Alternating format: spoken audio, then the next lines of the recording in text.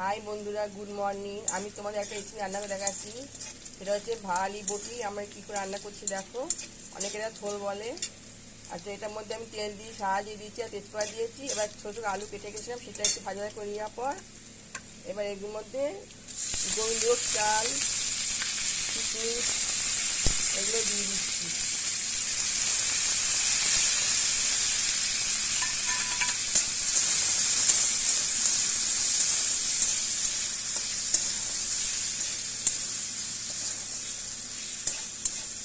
এবার তোমার বাড়িতে রান্না করে খেয়ে দেখবে কেমন লাগে, আমাকে কমেন্ট করে বলবে। এরপর এর মধ্যে থোড় দিয়ে দিচ্ছি। থোড়টা কেটে প্রেসারে সিদ্ধ করে নেবে, নুন হলুদ দিয়ে দিয়ে চটকে নেবে, নিয়ে চিপে নিয়ে এর মধ্যে দিয়ে দেবে। এবার এর মধ্যে নুন হলুদ যে যেমন খাবে,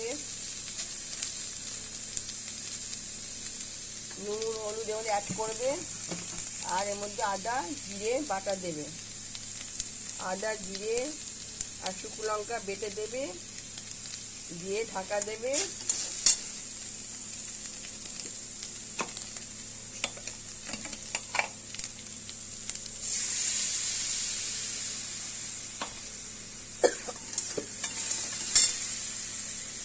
আমি বেটে রাখা আদা জিরে শুকনো লঙ্কা ওমে দিলাম, হলুদ দিলাম।